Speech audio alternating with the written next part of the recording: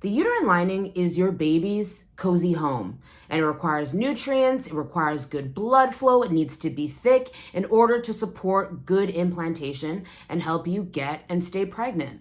And unfortunately, we don't talk about implantation enough and the things that can help you make a beautiful, cozy home for your baby to thrive in until it comes earthside. And so today we are going to talk about it, because if you have struggled with implantation, if implantation issues have led to not getting pregnant or potentially having a loss at a later time, then we need to discuss what you can do to make sure that your body is able to make a strong endometrial lining to help you take a pregnancy to term and have your pregnancy stick. So I'm Bianca, professionally trained chef, fertility diet and lifestyle coach, and holistic nutritionist, and I do just that. I help people get and stay pregnant, and I hope that this video helps you understand how you can do that for yourself.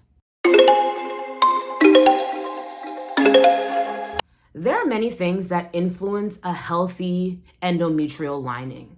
There's the vaginal microbiome, supplements, blood flow, gut health, inflammation, environmental toxins, and it can seem like a lot. And it is. There's a lot of influences that point to either good endometrial health or poor endometrial health. That being said, all of the things that I just listed are fed and funded and supported through good nutrition. Again, supplements I mentioned, but you cannot out-supplement a bad diet. There are many people, I had someone say to me once, I eat a lot of processed foods, I don't really think about my blood sugar, but I take supplements, assuming that that would be enough. Supplements are a supplement. They supplement and fill the gaps that your diet cannot fix. That being said, if your diet has a lot of gaps, there is no supplement on this planet that will help you fill those gaps up if your lifestyle does not support the supplements that you take. And supplements cost a lot of money. If you are not willing to support your supplements with actual lifestyle and good nutrition, it's kind of pointless. And so today we're going to talk about some of the key foods that you can be using that are going to help with all of the things I listed to help you create a good, healthy, juicy, thick endometrial lining so that your baby can implant and stick and you can be kissing it and hugging it in 10 months' time. I love healthy fats. They are so important to not just, again, fertility, but our whole just overall health. Healthy fats help with the production and management of hormones. They help with blood sugar balance. They help you feel full. They help with protecting your egg quality, but they also increase blood flow and help to thicken the endometrial lining.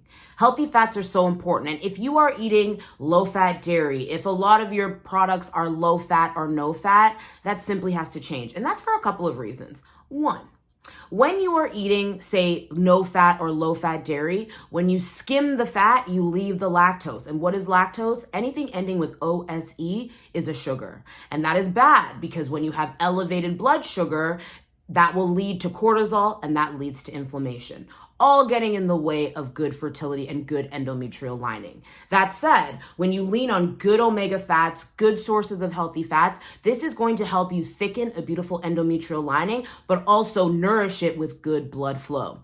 But there's something to remember here about healthy fats. One, you can eat them. Salmon, nuts, seeds, we love. But supplementing can also be very powerful. That being said, you want to choose your omega fatty acid with a little bit of precision. You want to get one that is high EPA.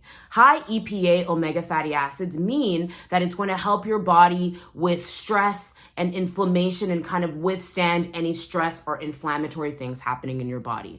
There's also DHA. DHA is what you want to start taking when you are pregnant because that helps with brain development, cognitive stuff, neurological stuff, and helping to build your baby's brain. So in this preconception phase where we are getting ready to be pregnant and build a beautiful house for that embryo and baby to grow and thrive in, you want to be thinking about a high EPA omega fatty acid. I take a high EPA one. I feel good. I had eczema. I had inflammation from insulin resistance, and that is the one that I take. But when I enter into my season of pregnancy, I will switch to DHA. And that's an important note to remember because you want to make sure that you are taking an omega fatty acid that is actually helping you withstand some of the stress, some of the inflammation of life. If you are using reproductive technology like IVF, IUI, or maybe you're doing egg retrieval, you really want to lean on a high EPA omega fatty acid while also eating foods that have omega fatty acids in them.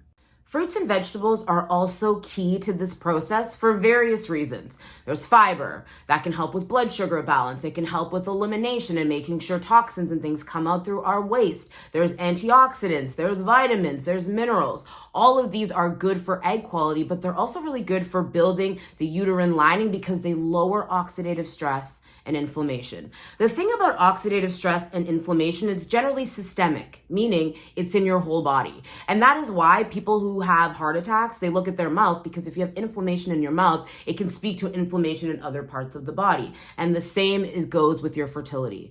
But foods that have high antioxidant content, high vitamins, high macronutrients, and also a lot of fiber are going to help lower the inflammation because it's going to make sure you don't have any blood sugar issues. It's going to make sure that you have enough antioxidants to reduce any oxidative stress. And that is going to mean less inflammation, but also better egg quality, better ovulation, and better endometrial health. If you are not eating vegetables or fruits, vegetables is more my preference, but if you are not eating a wide variety of the rainbow of vegetables and fruits, you are depriving your body of the key nutrients, enzymes, and just the building blocks of good endometrial health.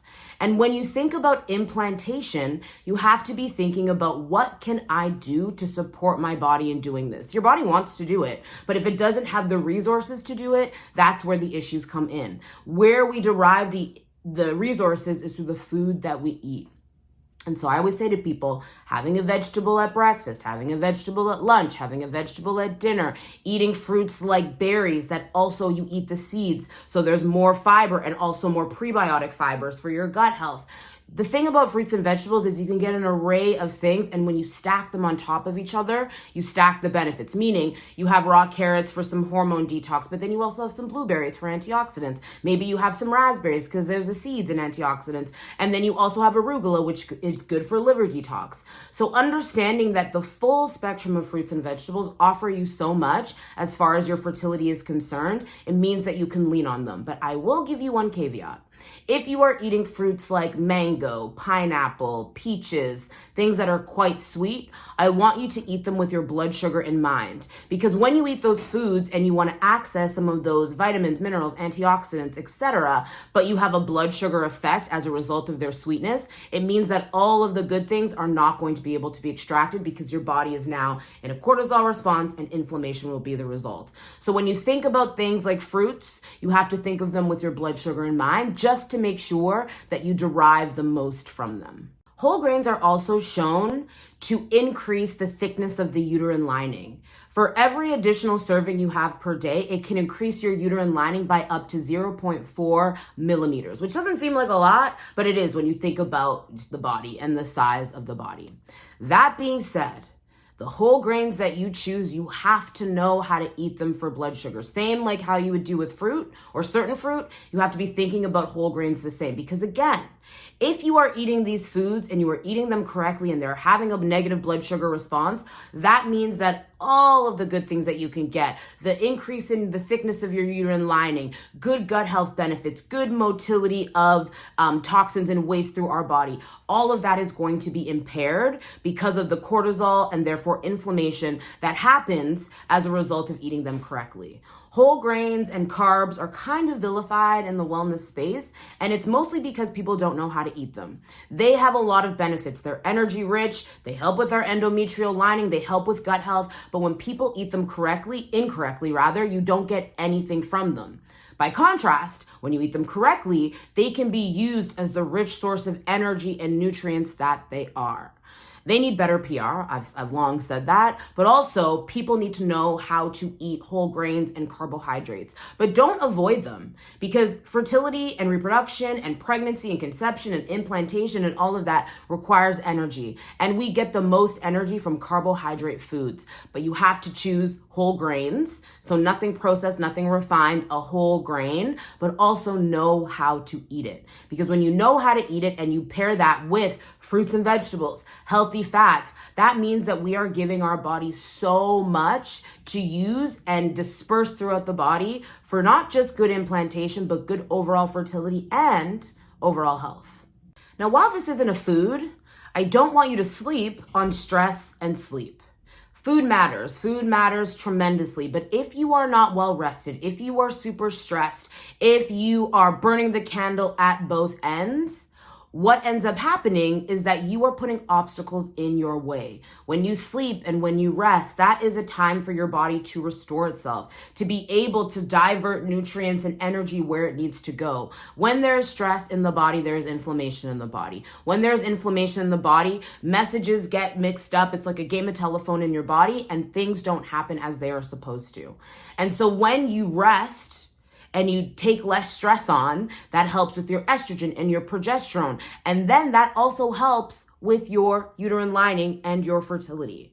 There are so many people that come to me and they're like, I eat this perfectly, I do this perfectly, I do this perfectly, but they don't sleep very much. They're super stressed. And they think that that is inconsequential to this process because they're eating everything perfectly. But it is very consequential. It's very consequential, actually. For many people, that can be the number one obstacle in your way. And so if you feel like you're doing everything perfectly and you are still facing challenges, I encourage you to look very hard and deeply at what's going on with your internal and external stress. One of the things that we have in the Fertility Blueprint program is the stress audit. Because for you and what stresses you out might have nothing to do with how I feel stressed, but what stresses me out might do nothing to you. And so the way that you understand how to manage your stress is you first identify it. For many people, they don't even know where the stress comes from. And for some people, the stress is biological. It's how they eat. Their blood sugar is always spiking, so there's cortisol and therefore inflammatory stress in the body. But for other people, it's they're burning the candle at both ends. It's Brenda from accounting. It's your husband. It's your mother-in-law. It can be varying factors, but they're different for everybody. And so for you to understand where you need to prioritize as far as stress and rest, you need to understand where it's coming from in the first place. And once you identify something, it's far easier to manage it and deal with it as opposed to just saying, I'm stressed, I'm stressed, I'm stressed. Like, what is stressing you out? Let's figure that out and let's make a plan to make it not have an effect on you getting and staying pregnant. Getting and staying pregnant can feel like a really complicated rubric, but it's not. It's simply about nourishing and supporting your body to carry out the natural processes that it wants to do. And when we think deeply and we go deeper and we say, what am I trying to get my body to do? Build a strong uterine lining, ovulate regularly, have a long, nice, juicy luteal phase. You have to then say, what do those processes need? And then give your body that. So often we go into many spaces and we're trying to trigger our body to do something with a drug. And while that can work for some people it actually makes things worse. Instead, what we need to do is ask, how can I make my body baby friendly in this process and therefore address, resolve, and support any of these areas that need it in order for my body to do what it needs to do. The body wants to do it. We just have to give it the tools to do so. And that comes from healthy fats, it comes from rest, it comes from fruits and vegetables, it comes from whole grains, it comes from many different places. But when you understand what is at the root causes, then you can get to work at supporting yourself. And that's really what it's about. So I hope that this helped. So if you liked this video, and if it did help, like it, share it, comment. I would also love for you to subscribe because I love having you here. And remember, getting and staying pregnant is not this complicated thing that it is often made out to be. It's about asking your body, what do you need? And then giving it to it. And I hope that I've cleared some of the confusion about what your body needs for good, strong endometrial lining.